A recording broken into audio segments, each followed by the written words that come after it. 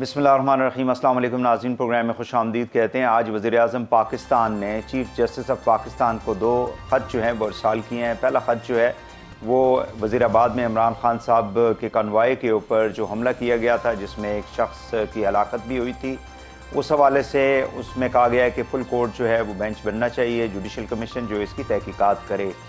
دوسرا جو خط ہے وہ ارشد شریف صاحب کی جو قتل ہوا ہے کینیا کے اندر، اس کی تحقیقات کے لیے جوڈیشل کمیشن جو ہے بنانے کی استدعا کی گئی ہے، تاکہ اس کے بھی جتنے بھی حقائق ہیں، محرکات ہیں، اس تک پہنچا جا سکے۔ اور یہ مطالبہ جو ہے وہ ارشد شریف کی والدہ صاحبہ نے بھی کیا تھا کہ جو انکوائری کی جا رہی ہے یا جس قسم کا کمیشن بنایا جا رہا ہے اس سے وہ مطمئن نہیں تھی۔ اسی حوالے سے ہم نے دیکھا ہے کہ ایف آئی آر جو کل چیف جسٹس آف پاکستان نے آئی جی پنجاب کو یہ حکم دیا تھا کہ 24 گھنٹے کے اندر جو ہے آپ عمران خان صاحب کے اوپر جو حملہ ہوا ہے اس کی ایف آئی آر درج کریں، وہ ایف آئی آر درج ہو گئی، اس کی کاپی جو ہے سپریم کورٹ آف پاکستان میں جمع کرا دی گئی ہے۔ لیکن آج عمران خان صاحب نے صحافیوں سے لاہور میں بات کرتے ہوئے یہ جو ایف آئی آر ہے وہ کہہ سکتے ہیں کہ اس کو مسترد کر دیا، چونکہ انہوں نے 3 نام لیے تھے، اور وہ کہتے ہیں کہ ایف آئی آر جو ہے وہ ان 3 ناموں کو بشمول ان 3 ناموں کے، یعنی وزیر اعظم پاکستان، چیف منسٹر اور ایک سیکیورٹی کے اہم شخصیت جو ہے، اس سمیت یہ ایف آئی آر جو ہے وہ درج کی جانی چاہیے۔ اسلام آباد کے ارد گرد یعنی پنڈی کے جو ڈسٹرکٹ ہے اس میں آج بھی احتجاج پی ٹی آئی کرتی رہی ہے۔ جو راستہ آپ کا ایئرپورٹ اسلام آباد ایئرپورٹ کو جاتا ہے اس کو بھی بند کیا رکھا، اسی طرح مری روڈ کا کچھ ایریا تھا، اسی طرح باقی جو ایریاز تھے جو اسلام آباد میں داخل ہونے والے راستے تھے ان کو بند رکھا گیا، اور بتایا جاتا ہے کہ جمعرات تک اس احتجاج کو جاری رکھا جائے گا، چونکہ عمران خان صاحب نے یہ حکم دے رکھا ہے، آرڈر دے رکھا ہے اپنی پارٹی کو۔ سو ملک کے حالات جو ہیں وہ کس طرف جا رہے ہیں، اور کچھ گورنر راج کی بھی باتیں کی جا رہی ہیں پنجاب اور کے پی کے اندر، ان تمام سوالات کو جو ہے آج کے پروگرام میں ہم ان کا جواب تلاش کرنے کی کوشش کریں گے۔ اس وقت ہمارے ساتھ موجود ہیں جناب سینیٹر عرفان صدیقی صاحب۔ آپ سابق وفاقی وزیر ہیں، مرکزی رہنما ہیں، پی ایم ایل این کے مصنف ہیں، صحافی ہیں۔ بہت شکریہ آپ کا عرفان صاحب، آپ نے ہمیں ٹائم دیا۔ آج کل جو ملک کے حالات ہیں کافی زیادہ اس سے ہر شخص جو ہے اس ملک کے اندر پریشان ہے، ڈسپائٹ دا فیکٹ کہ عمران خان صاحب کے حملے کے اوپر ایف آئی آر جو ہے وہ درج کر دی گئی، اس کو سپریم کورٹ کی ہدایت کے مطابق سپریم کورٹ کے اندر اس کی کاپی بھی جو ہے وہ آج جمع کرا دی گئی، لیکن عمران خان صاحب نے آج صحافیوں سے لاہور میں بات کرتے ہوئے کہا ہے کہ بظاہر انہوں نے اس ایف آئی آر کو مسترد کر دیا، اور وہ ابھی تک اسی جگہ پہ کھڑے ہیں۔ 3 نام جو انہوں نے لیے تھے، محترم وزیر اعظم صاحب کا، وزیر داخلہ صاحب کا، اور ایک سیکیورٹی کے جو سینئر اہلکار ہیں۔ ڈو یو تھنک کہ یہ معاملہ جو ہے عمران خان صاحب یہاں پہ ختم نہیں ہونا دینے چاہ رہے، یا جو قانونی اس کا جو پروسیجر ہے وہ اس سے ہٹ کے سڑکوں کے اوپر جس طرح سے احتجاج ہو رہا ہے وہ اس معاملے کو وہاں پہ لے جانا چاہ رہے ہیں تاکہ سیاسی اعتبار سے ان کو کوئی فائدہ ہو؟ بہت شکریہ بھائی صاحب۔ میرا خیال یہ ہے کہ عمران خان صاحب کا اگر آپ ٹریک ریکارڈ دیکھیں تو انہوں نے معاملات کو سلجھانے کے بجائے ہمیشہ الجھایا ہے، اور الجھایا بھی اس طریقے سے ہے کہ ان کے پاس کوئی شواہد نہیں ہوتے، کوئی ایویڈنس نہیں ہوتا، کوئی کسی طرح کی ان کے پاس دلیل نہیں ہوتی، بس وہ کہتے ہیں جی کہ یہ چونکہ میں چاہتا ہوں، میری مرضی ہے اور میری خواہش ہے، اس لیے ایسا ہو جانا چاہیے۔ جس ملک کے اندر کوئی نظم ہو، کوئی قانون ہو، کوئی قاعدہ ہو، کوئی انتظامیہ ہو، کوئی عدلیہ ہو، کوئی ایک نظام ہو، ایک سسٹم ہو، اس ملک میں فرد واحد کی خواہشات پہ نظام نہیں چلا کرتے۔ اب یہ وحید صاحب آپ جانتے ہیں، آپ کے ناظرین جانتے ہیں، پورا ملک جانتا ہے کہ یہ وقوعہ کیسے ہوا۔ جس نے اس وقت نہیں دیکھا تھا اس نے بعد میں ٹی وی چینلز پہ دیکھا کہ ایک شخص جو ہے اس کے ہاتھ میں پسٹل ہے، وہ فائرنگ کرتا ہے، وہ نشانہ بناتا ہے کنٹینر پہ کھڑے افراد کو، خان صاحب بھی ان میں کھڑے تھے، پکڑا جاتا ہے، فائر بھی اس کے ہوتے ہیں، اس فائر سے بقول خان صاحب کے وہ خود بھی زخمی ہوتے ہیں، کچھ اور لوگ بھی زخمی ہوتے ہیں۔ یہ سارا کچھ لوگوں کی آنکھوں کے سامنے ہوتا ہے، میڈیا کی آنکھوں کے سامنے ہوتا ہے۔ 2000 سے زائد پولیس اہلکار کہتے ہیں متعین تھے، ان میں سے بھی کچھ نہیں تو کم از کم 200 نے یا 20 نے تو دیکھا ہوگا کہ کیا ہو رہا ہے۔ اب اس وقوعہ کے سامنے وہ کہتے ہیں جی کہ جو پکڑا گیا ہے اس کو بھی نظر انداز کر دیں، وہ جو کچھ کہہ رہا ہے اس کو بھی نظر انداز کر دیں، اس کے بیانات کو بھی اہمیت نہ دیں، میں جو کچھ کہہ رہا ہوں اس کو اہمیت دیں۔ اور وہ یہ ہے کہ وزیر اعظم نے یہ کیا ہے، ایک سیکورٹی اہلکار اعلیٰ عہدے پہ فائز انہوں نے کیا ہے، اور وزیر داخلہ نے کیا ہے۔ اب یہ بچگانہ اور طفلانہ سی بات جو ہے نا، دیکھیں نا، رات کے اندھیرے میں وحید صاحب میرے گھر پہ خدا نخواستہ کوئی لوگ گھس آتے ہیں اور چوری کرتے ہیں، ڈاکہ مارتے ہیں، میرے ساتھ زیادتی کرتے ہیں، میں اگلے دن جا کے ایف آئی آر کرا سکتا ہوں کہ جی یہ افراد تھے، میں ان کے چہرے پہچانتا ہوں، جانتا ہوں، اور اگر نہیں بھی چہرے دیکھے تو میں کہتا ہوں جی ان پہ شک ہے۔ یہ معاملہ تو پوری دنیا نے دیکھا نا، پورے پاکستان نے دیکھا۔ اب اس معاملے کو دیکھتے ہوئے ایک مجرم جو رگے ہاتھوں پکڑا گیا، فائرنگ کرتے ہوئے پکڑا گیا، اقرار کر رہا ہے، اس کی وجوہات بتا رہا ہے، اس کے محرکات بتا رہا ہے۔ اب ان کا یہ کہنا جی کہ نہیں، اب 100 گھنٹے ایف آئی آر درج نہیں ہوتی، سپریم کورٹ کو انٹروین کرنا پڑتا ہے، اب درج ہو گئی ہے تو وہ کہتے ہیں جی کہ میں اس کو نہیں مانتا۔ اب جو فورم بنے گا، انویسٹیگیٹنگ آفیسر ہوگا، کہیں گے جی میں اس کو نہیں مانتا۔ کوئی جے آئی ٹی بنے گی تو کہیں گے جی میں اس کو نہیں مانتا۔ کوئی سیشن جج اس معاملے کو جب دیکھے گا تو کہیں گے جی میں اس کو نہیں مانتا۔ فیصلہ آئے گا، اگر ان کی مرضی کا نہیں آتا، وہ کہیں گے میں اس کو نہیں مانتا، میں الیکشن کمیشن کو نہیں مانتا، میں عدالتوں کو نہیں مانتا، میں جو ہمارے ادارے ہیں ان کی غیر جانبداری کو نہیں مانتا، میں پارلیمنٹ کو نہیں مانتا۔ اب کیا کیا جائے، کیا علاج ہے؟ چلیں مجھے یہ بتا دیں عرفان صاحب کہ اس وقت جو ملک کے اندر صورتحال ہے، خاص کر اسلام آباد کے قریبی جو شہر ہے راولپنڈی کے اندر، ہم دیکھ رہے ہیں کہ مری روڈ، پھر موٹر وے جو ہے اس کو بھی کل بھی بند رکھا، آج بھی بند رکھا، مختلف جو شاہراہیں ہیں اس کے اوپر پی ٹی آئی کے ورکرز جو ہے وہ بیٹھے ہوئے ہیں۔ اس صورتحال میں ظاہر ہے کہ ملک جو ہے وہ، اور خاص کر جو مریض ہیں، شہری ہیں، کام کرنے والے لوگ ہیں، اسٹوڈنٹس ہیں، ان کو پریشانی ہے، اور وہ پریشانی پی ٹی آئی والے شاید اس لیے کریٹ کرنا چاہ رہے ہیں تاکہ نہ صرف وفاقی حکومت کے اوپر دباؤ ڈالا جائے بلکہ اسٹیبلشمنٹ کے اوپر بھی دباؤ ڈالا جائے، جو آپ کو بھی معلوم ہے کہ ان کا جو بھی خطاب شروع ہوتا ہے وہ اسٹیبلشمنٹ سے شروع ہوتا ہے اور ختم بھی اسی کے اوپر ہوتا ہے، کیونکہ ان کو ان کی جو حکومت ختم ہوئی ہے ان کو غم اور غصہ جو ہے وہ زیادہ ان کے اوپر ہے کہ یہ اس کو روک سکتے تھے، اس نو کانفیڈنس موشن کو یا ان کی حکومت کے خاتمے کو۔ تو اس صورتحال میں ملک آگے کیسے بڑھے گا؟ ملک انشاءاللہ آگے بڑھے گا، اور جو اس طرح کے عزائم رکھتے ہیں وہ انشاءاللہ پیچھے رہ جائیں گے، اس لیے کہ ملک کسی ایک شخص کی جو خواہشات ہیں، اور بے لگام خواہشات ہیں، بے مہار خواہشات ہیں، ان کی بینٹ نہیں چڑھایا جا سکتا۔ آپ یہ جن احتجاجی مظاہروں کی بات کرتے ہیں، یہ کوئی عوامی مظاہرے نہیں ہیں، یہ 8-8 10-10 افراد انہوں نے متعین کیے ہوئے ہیں، وہ سڑک پہ آ کے کوئی خیمہ لگا کے بیٹھے ہوئے ہیں، کوئی ٹائر جلا کے بیٹھے ہوئے ہیں، کوئی لکڑیوں کا الاؤ جلا کے بیٹھے ہوئے ہیں۔ یہ کوئی عوامی احتجاج نہیں ہے، یہ لوگوں کو عذاب میں اور تکلیف میں مبتلا کرنے والی باتیں ہیں۔ آپ درست فرما رہے ہیں، مریض اسپتالوں کو نہیں پہنچ رہے، مسافر ایئرپورٹس تک نہیں پہنچ رہے۔ کل میری بیٹی جو ہے وہ اسی طرح کے جو طوفان بدتمیزی ہے اس کا شکار رہی، اس نے گاڑی میں اپنے بیٹے کو لیا، وہ گھر نہیں جا سکی، اور بمشکل پھر اس کے لیے ہم نے انتظام کیا کہ وہ ایک ہاسٹل تک پہنچے اور اس ہاسٹل کے کسی کمرے میں رات گزارے۔ یہ حالات انہوں نے شہر کے کیے ہوئے۔ امن و امان کی جس قسم کی صورتحال بگڑ رہی ہے، اور جو 13 کی رات کو ہم نے پشاور میں معاملات دیکھے، اس کے بعد آپ کیا سمجھتے ہیں کہ الٹیمیٹلی فیڈرل گورنمنٹ کو کوئی ایسا فیصلہ کرنا پڑے گا، گورنر راج کی طرف دونوں صوبوں میں جانا پڑے گا؟ دیکھیں وحید صاحب، جو چیزیں آئین میں رکھی جاتی ہیں اس کا ایک پس منظر ہوتا ہے، اس کی بڑی ٹھوس وجوہات ہوتی ہیں۔ کوئی چیز ایسی نہیں آئین میں ڈالی جاتی جو فالتو ہو اور جو غیر ضروری ہو، لیکن اس کی گنجائش ہے۔ اگر نظام کو آپ مفلوج کر دیتے ہیں، عوامی زندگی کے لیے مشکلات کھڑی کر دیتے ہیں، مریضوں کے لیے، بزرگوں کے لیے، بچوں کے لیے، طالب علموں کے لیے آپ مشکلات پیدا کر دیتے ہیں، کوئی آدمی اپنا روزگار کمانے گھر سے نہیں نکل سکتا، کوئی دیہڑی دار کام نہیں کر سکتا۔ کل آپ یہی تبلیغ کیا کرتے تھے کہ جی یہ کیوں کر رہے ہیں، عوام کے رزق روزی کو خراب کر رہے ہیں، آج وہی کچھ آپ کر رہے ہیں۔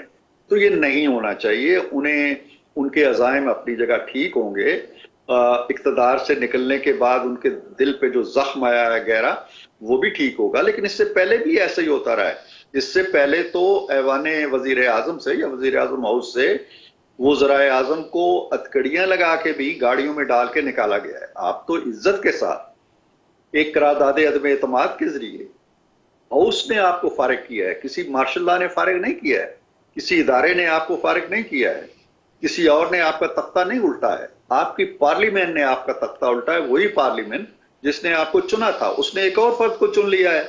इसमें आपके लिए अंगारों पे लौटने वाली कोई बात नहीं है कि आप पूरे मुल्क के नज्म नसक को मफलूज कर दें, आप फौज को गाली देना शुरू कर दें, मीर सादिक और मीर जाफर कहने लगें, जानवर कहने लगें, फिर एक लंबा तवील खत लिख दें सदर ममलकत को कि तुम ये करो, ये हो रहा है, बड़ी ज्यादतियां हो रही हैं। इरफान साहब जी, इरफान साहब एक बड़ी बहुत इंपॉर्टेंट जो तैनाती होनी है जिसको पाकिस्तान के अंदर अनफॉर्चुनेटली हमारी जो पॉलिटिकल हिस्ट्री है उसकी वजह से बड़ी अहमियत हो जाती है, और आई थिंक कि ये इमरान खान साहब का इस वक्त जो सारा मामलात हैं वो भी लगता है कि कुछ उस तरफ भी उसके बल्कि ज़्यादा इशारे उस तरफ हैं।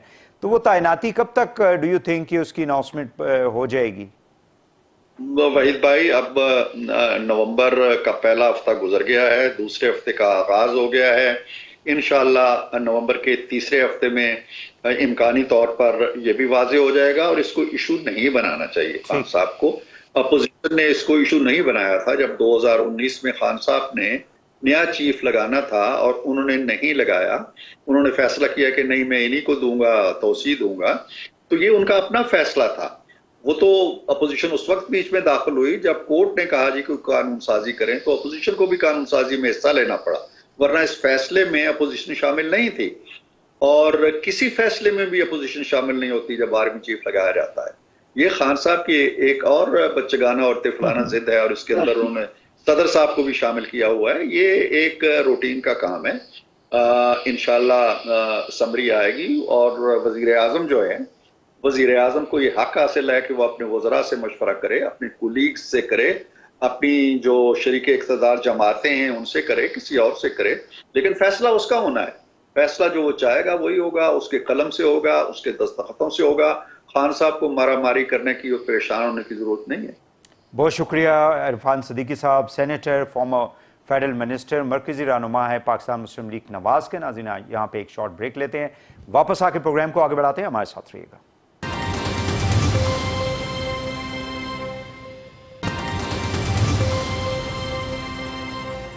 वेलकम बैक नाज़रीन, हमारे साथ मौजूद हैं जनाब अली मोहम्मद खान साहब। आप साबिक वज़ीर मुमलिकत हैं, PTI के मरकज़ी रहनुमा है, बहुत सॉफ्ट स्पोकन है, कमिटेड आप लीडर हैं अपनी पार्टी के। बहुत शुक्रिया अली साहब, आपने हमें टाइम दिया।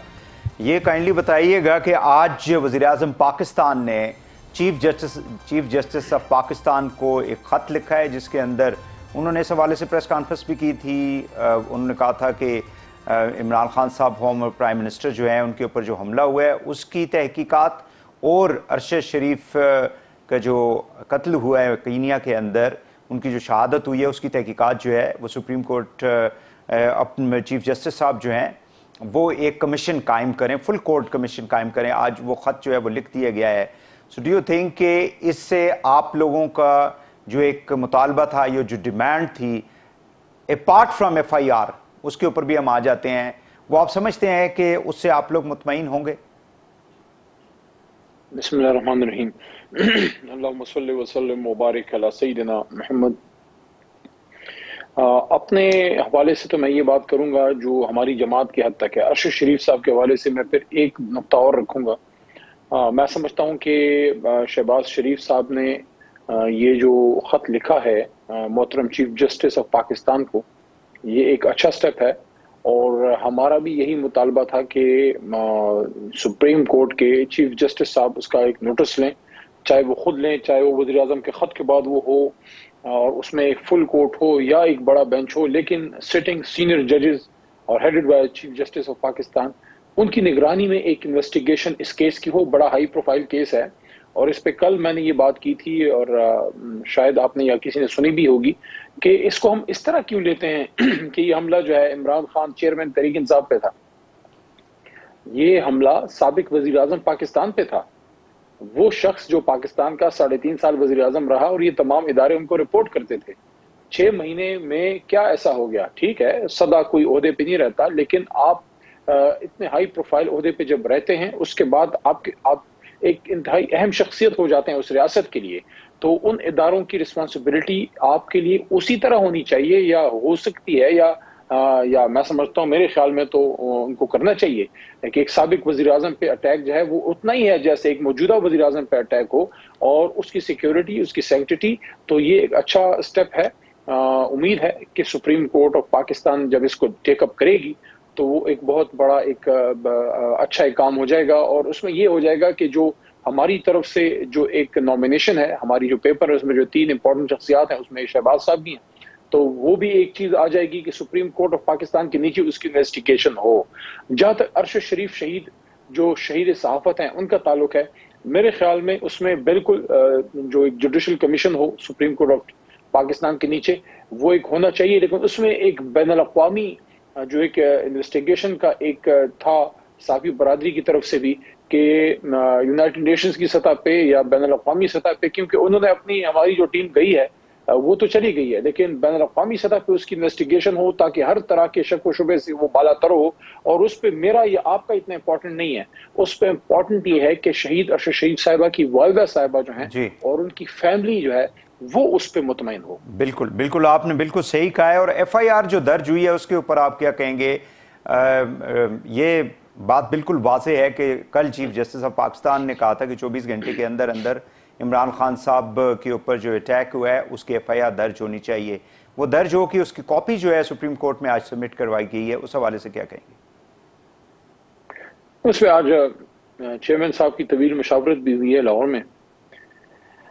یہ ایف آئی آر اگر اس طرح سے انہوں نے کرنی تھی تو یہ تو پھر پہلے دن کرنی چاہیے تھی، ان کو وہ کر دیتے کہ کم از کم انیشیل جو پروسیجر ہے وہ تو سٹارٹ ہو جاتا. ادروائز اس کے برعکس جو ایف آئی آر ہے وہ تو مستغیث کا جو شکایت کنندہ ہے جس کے ساتھ واقعہ ہوا ہے وہ یا اس کے لواحقین یا اس کا کوئی نمائندہ، اس کا حق ہے کہ وہ جس کو اس میں نامینیٹ کرنا چاہے وہ کر سکتا ہے، اس کو رائٹ ہے. اور اس پہ بہت سی سپریم کورٹ آف پاکستان اور ہائر جوڈیشری کی اس پہ ججمنٹس موجود ہیں کہ وہ اس کا رائٹ ہے، وہ جس شک کا اظہار کرے گا اس کو اس میں لایا جائے، اور انویسٹیگیشن میں اگر کوئی شخص اس میں ثابت نہیں ہوتا تو وہ چلیں یہ جو معاملہ ہے ٹھیک ہے. یہ جو جوڈیشل کمیشن، ظاہر ہے چیف جسٹس آف پاکستان جب بیٹھے ہوں گے، سپریم کورٹ کے سینئر ججز بیٹھے ہوں گے، تو آپ کے جو وکلاء ہیں definitely they will raise this question. وہی صاحب اس پہ میرا ایک نقطہ ہے وہ پلیز آپ لے لیں. جی پلیز پلیز جی پلیز. اگر اسی طرح انہوں نے کرنا تھا تو جو کاروائی انہوں نے ڈالی ہے تو پہلے انہوں نے ڈال دیتے. دیکھیں اصل میں کرائم والے کیسز جو ہیں، مرڈر کیسز یا اٹیمپٹڈ مرڈر کیسز میں ٹائم از آف ایسنس. کیوں ہر دفعہ عدالتوں میں یہ بات ڈسکس کی جاتی ہے کہ وقوع رات کا ہے، دن کا ہے، اور وقوع کی لیکن علی صاحب ایشو یہ جب ایف آئی آر دیر سے درج ہوئی ہے، جب ایف آئی آر دیر سے درج ہوئی ہے 5ویں دن مت بھولیں، جمعرات کو یہ حملہ ہوا، جمعرات گزر گئی، رات گزر گئی، جمعہ گزر گیا، ہفتہ گزر گیا، اتوار گزر گیا، اور کل جو ہے وہ پیر کا دن تھا، اور دیر رات کل جو ہے یہ رجسٹر ہوئی ہے. تو آپ مجھے یہ بتائیں کرائم سین کی پریزرویشن کہاں چلے گئی، وقت پہ انویسٹیگیشن کہاں چلے گئی؟ دیکھیں ایشو یہ ہے علی صاحب، ایشو یہ ہے کہ وفاق جو ہے نا وہ یہ کہتا ہے بنیادی طور پہ کہ پنجاب کے اندر آپ لوگوں کی حکومت ہے، پنجاب کی ساری بیوروکریسی آپ لوگوں کی حکومت کے انڈر ہے، پولیس آپ لوگوں کے انڈر ہے، جہاں پہ جائے وقوع جو ہے وہ پنجاب کے اندر تھا. تو اب اس کے اوپر کافی چیزیں ایسی ہیں جو واپس ہو کے آپ لوگوں کی طرف آتی ہیں نا. ایشو یہ ہے بنیادی طور پہ اگر ایف آئی آر درج نہیں ہوئی ہے تو اس کا ذمہ دار چیف منسٹر ہے، آئی جی ہے، چیف سیکرٹری ہے، لوکل ڈی پی او ہے، ہوسو ایور از دا ریسپانسبل. یہ سارے کے سارے پی ٹی آئی کی گورنمنٹ کے اندر ہیں. اس کے ریسپانسبل ہم سب ہیں، اس طرح سے کہ 70 سال میں 75 سال میں ہم اپنے نظام کو اتنا مضبوط نہیں کر سکے کہ جب ایک جرم ہوتا ہے تو آٹومیٹکلی ایک خودکار نظام کے تحت وہ ایک عملداری شروع ہو جائے اور جو آئین اور قانون کہتا ہے اس پہ عمل ہو. اب اس پہ عمل نہیں ہوا، کون اس کا رسپانسبل ہے؟ جو رسپانسبل ہے ان کو تاریخ میں تو کم از کم جواب دینا پڑے گا. بالکل آپ صحیح فرما رہے ہیں، لیکن ایشو یہ ہے کہ ہماری جو ڈیموکریٹک پولیٹیکل پارٹیز ہیں وہ جب حکومت سے باہر آ جاتی ہیں کسی بھی وجہ سے، اس کے پیچھے جو بھی محرکات ہوتے ہیں، نون لیگ کو آپ دیکھ لیں، وہ ایک ووٹ کو عزت دو کا نعرہ لے کے نکلے تھے بیکاز جب نواز شریف صاحب کو نکالا گیا تیسری مرتبہ حکومت سے، آپ لوگوں کو پہلی دفعہ چونکہ وزیر اعظم بنے ہیں عمران صاحب، ان کو نکالا گیا تو اب وہ حقیقی آزادی کی بات کرتے ہیں. But the question is when you are in the power, آپ کو پارلیمنٹ کی سپریمیسی، ڈیموکریسی، یہ ساری چیزیں، سپریمیسی آف دا کانسٹیٹیوشن، یہ ساری چیزیں اس وقت یاد نہیں آتی. جب اپوزیشن میں انسان آتا ہے تو اس کو سب کچھ یاد آ رہا ہوتا ہے. اور یہ صرف آپ لوگوں کا مسئلہ نہیں ہے، یہ ہر اس جماعت کا مسئلہ ہے یا اور اس شخص کا مسئلہ ہے جو اقتدار سے باہر نکلتا ہے. آج رانا ثناء اللہ صاحب نے آپ لوگوں کی یہ جو احتجاج ہے اس حوالے سے پریس کانفرنس کی تھی. میں چاہوں گا کہ ان کی ایک ساؤنڈ بائٹ ہے، اگر آپ سن کے اس کا جواب دے دیں. یہ ٹوٹل جو ہے 10-15 لوگ ہوتے ہیں، وہ آگے جناب وہاں پہ گاڑی کھڑی کرتے ہیں، ٹائر نکال کے آگ لگاتے ہیں، دونوں طرف ٹریفک جیم کرتے ہیں، اس کے بعد اس کی ویڈیو بناتے ہیں، کہتے ہیں یہ عوام کا سمندر عمران خان کے جو ہے وہ احتجاج میں جو ہے وہ شامل ہے.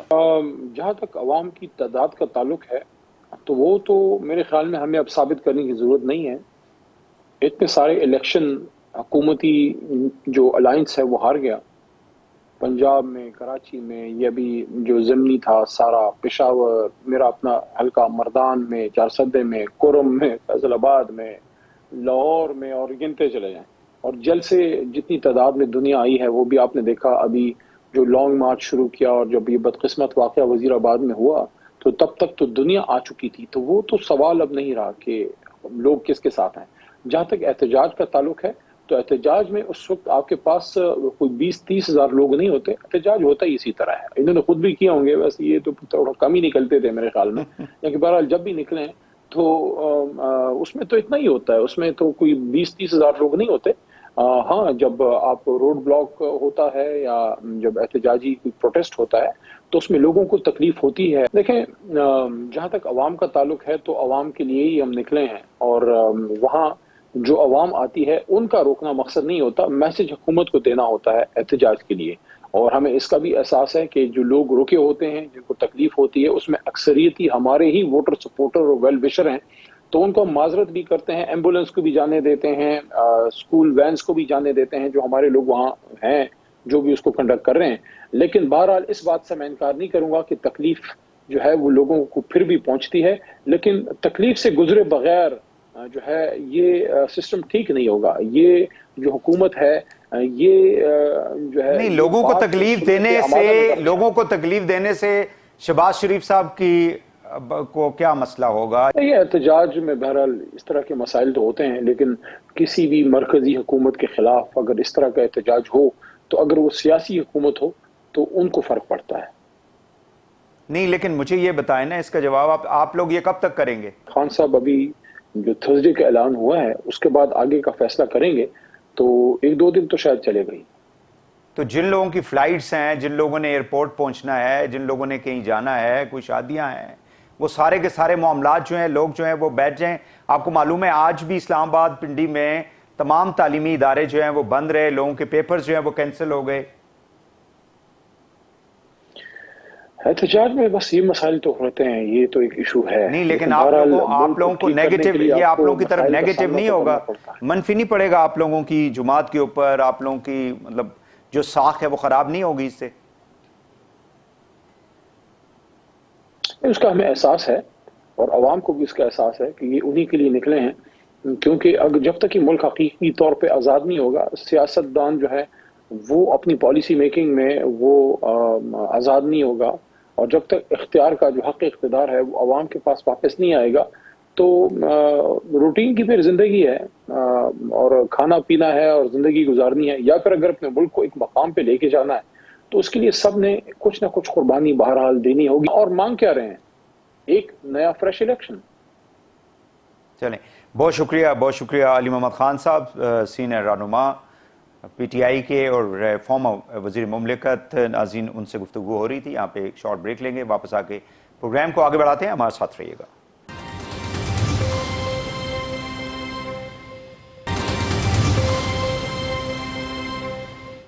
Welcome back. ناظرین، ہمارے ساتھ موجود ہیں اعجاز الحق صاحب، سربراہ ہیں پاکستان مسلم لیگ ضیاء کے. بہت شکریہ، فارمر فیڈرل منسٹر ہیں. اعجاز صاحب، آپ نے ہمیں ٹائم دیا. سب سے پہلے تو یہ بتائیں کہ عمران خان صاحب کا جو اس وقت پچھلے کئی ماہ سے ہم دیکھ رہے ہیں کہ جو اپروچ ہے یا جو نیریٹو وہ لے کے چل رہے ہیں، لگتا ہے ایسے ہے کہ اسٹیبلشمنٹ سے انہیں بہت زیادہ شکایات بھی ہیں, وہاں سے ریلیف بھی لینا چاہتے ہیں.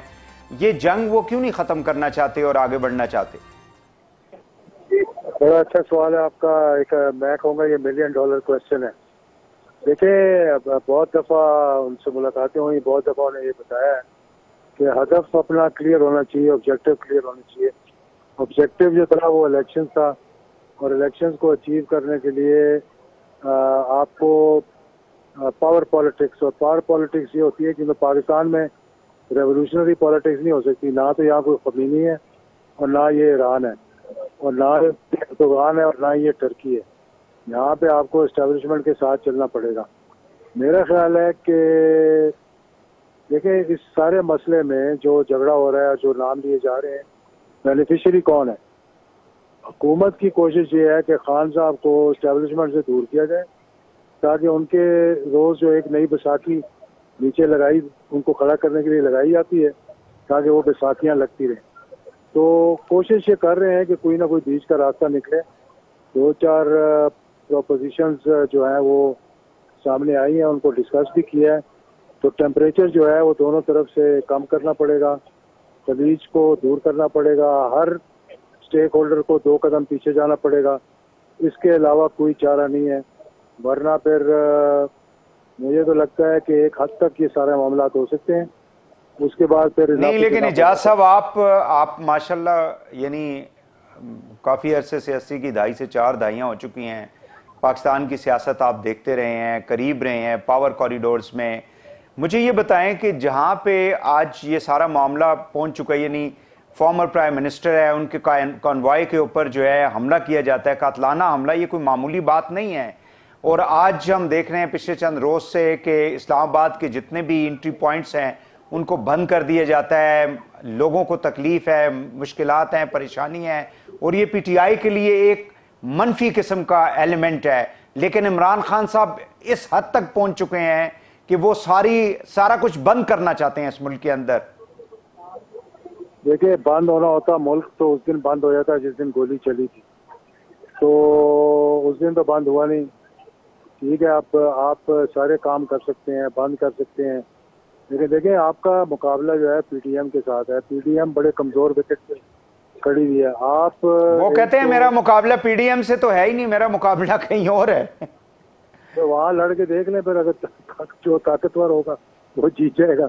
میں تو یہ بات نہیں کر رہا, میں تو یہ کہتا ہوں کہ تھوڑا سا کچھ لوگ ایسے ہیں جو میرا خیال ہے کہ وہ ان کے ہمدرد نہیں ہے, وہ کہیں اور سے احکامات لیتے ہیں اور ان کو آ کر اکساتے ہیں. میرا یہ اپنا پرسنل ویو ہے, اور میں اس سے کوئی مجھے آر نہیں ہوں. میں کسی جماعت, میری اپنی جماعت ہے, اور میں پہلے پاکستان وہ لوگ جو ہیں اگر آئیڈینٹیفائی ہیں جو ان کی سیاست کو نقصان پہنچانا چاہتے ہیں, ان کے مستقبل کو نقصان پہنچانا چاہتے ہیں, تو عمران خان صاحب کوئی شیرخوار بچے تو ہیں نہیں. 70 سال عمر ہے, اس ملک کے پرائم منسٹر رہے ہیں. وہ کہتے ہیں میں نے اتنی بڑی جدوجہد کی ہے as a cricketer, as a politician. ان کو نہیں سمجھ آتی کہ مجھے لوگ کہاں کس طرف لگا رہے ہیں؟ ان کو سمجھ آتی ہے, لیکن سمجھ آتی بھی ہے اور نہیں بھی آتی ہے. میں بھی اگر آپ کو آ کر کہوں کسی سے آپ کی لڑائی ہو رہی ہے اور پیچھے سے جا کے اس کے ساتھ آپ کا جھگڑا, اور میں جا کے اس کے منہ پہ پیچھے سے مار دوں, تو وہ تو یہی سمجھے گا کہ آپ نے مارا آ کے. تو یہاں پر دیکھیں نا, اس میں آپ سارے مسئلے میں دیکھیں بینیفیشری کون ہے, بدنامی کس کی ہوئی ہے, ویلن کون بنا ہے. اگر وہ اتنے ہی کمزور ہیں کہ وہ گولی بھی چلاتے ہیں اور کچھ اس سے وہ ایک تو بیچارہ شہید ہو گیا, اللہ تعالیٰ اس کو جنت نصیب کرے, کہ ہدف بھی نہیں ان کا آتا, اور بدنامی بھی ان کی ہو جاتی ہے. وہ ٹیپ ریلیز کرتے ہیں آزم سواتی کی, اور بدنامی بھی ان کی ہو جاتی ہے, اور پتہ لگتا ہے کہ وہ ان کی بھائی کے ساتھ بھی ٹیپ. یہ کیا جج اختر ملک کی کیسٹ کس نے ریلیز کی تھی, اور کس نے کہا تھا کہ 9 میرے پاس ویڈیوز اور بھی ہیں, ذرا اس پہ غور تو کریں آپ تھوڑی دیر. تو یہ چیز جو ہے نا, اس کو سوچنا سمجھنا پڑے گا. میں سمجھتا ہوں کہ آپ کے پاس 8 سے 10 دن ہے, اس کے اندر یہ مسئلہ حل ہوگا. اگر صدر مملکت ایک کردار ادا کر رہے ہیں, ہم نے بھی کوشش کی ہے ٹیمپریچر کو کم کرنے کی دونوں طرف سے, لیکن ایک انسان جو کر رہا ہوتا ہے وہ ایک حد تک جاتا ہے. اور کوئی کسی کی گارنٹی نہیں دے سکتا. اچھا مجھے یہ بتائیں کہ آپ کے خان صاحب کے ساتھ بھی بڑے مطلب اچھے تعلقات ہیں، آپ ایک سیاستدان ہیں، دوسری جانب بھی آپ کا ایک بیک گراؤنڈ بھی ہے ظاہر ہے فیملی کا بھی. مجھے یہ بتائیں کہ کوئی صورتحال نکلتی ہوئی آپ کو دکھائی دیتی ہے؟ چونکہ بظاہر لگتا نہیں ہے، بظاہر لوگ تو اس حد تک آ چکے ہیں کہ وہ یہ سمجھتے ہیں کہ شاید اس ملک کے اندر صوبوں میں گورنر راج لگ جائے گا، ملک میں ایمرجنسی نافذ ہو جائے گی، یا خدا نخواستہ اس سے بھی آگے کی باتیں لوگ کرنا اب شروع ہو گئے ہیں. میں نے کہا 8 سے 10 دن ہے. اگر 18 تاریخ 19 تاریخ کا معاملات یہ ٹھیک نہ ہوئے تو پھر ٹھیک کیے جائیں گے. تو ٹھیک کس طرح سے ہوں گے پھر؟ ڈو یو تھنک کہ ساروں کی چھٹی ہو جائے گی؟ میں نہیں کہتا کہ ساروں کی چھٹی ہونی چاہیے، میں کہتا ہوں کہ کوئی نہ کوئی راستہ ایسا نکلے گا جس کو کوئی کمپرومائز ہو جائے گا. حکومت کو بھی چاہیے کہ تھوڑی سی لچک دکھائیں اور 1 تاریخ کا اعلان کر دیں، چاہے اگست کی کر دیں، اور عید کے بعد جو ہے وہ انٹرم لے آئیں. یا پھر ابھی جو اسٹیک ہولڈرز ہیں ان کو چاہیے کہ دونوں فریقوں کو سیز فائر کر کے ایک انٹرم گورنمنٹ لے آئیں اور نومبر 2023 میں الیکشن کروا دیں. خان صاحب بھی خوش ہو جائیں گے، حکومت بھی کہے گی چلو. نومبر 2023 تو دور نہیں ہے. میں کہہ رہا ہوں ابھی انٹرم گورنمنٹ لے آئیں نا، ابھی اچھا اگلے چند دنوں میں انٹرم گورنمنٹ لے آئیں، سیز فائر ہو جائے گا، نہ وہ ہوں گے حکومت میں نہ یہ ہوں گے، اور پھر یہ آپس میں بیٹھ کر بات سو ڈو یو تھنک کہ اس طرح کے پروپوزل کے اوپر بات ہو رہی ہے interim government before the important appointment جو کہ اینڈ آف دس منتھ ہونی ہے؟ میں نے آپ جیسے دوستوں کے ذریعے اور ڈائریکٹلی انڈائریکٹلی یہ چیزیں فلوٹ کی تھی. اور رسپانس کیا ملا؟ دیکھیں میں نے یہ کہا نا کہ ہر کسی کو 2 قدم پیچھے جانا پڑے گا، اور ایک بات میں ہمیشہ کہتا ہوں کہ آپ کی انا ضرور ہے، اور وہ انا جو ہے نا وہ اپنے سے تو بالا تر رکھیں، پاکستان سے بالا تر نہ رکھیں، سارے معاملے ٹھیک ہو جائیں گے. بہت شکریہ اعجاز الحق صاحب، آپ نے ہمیں ٹائم دیا. ناظرین، فارمر فیڈرل منسٹر اور سربراہ ہیں پاکستان مسلم لیگ ضیاء کے، ہم سے گفتگو کر رہے تھے. ناظرین آج کے لیے اتنا ہی. وحید حسین کو پروگرام سے اجازت دیجیے. اللہ حافظ.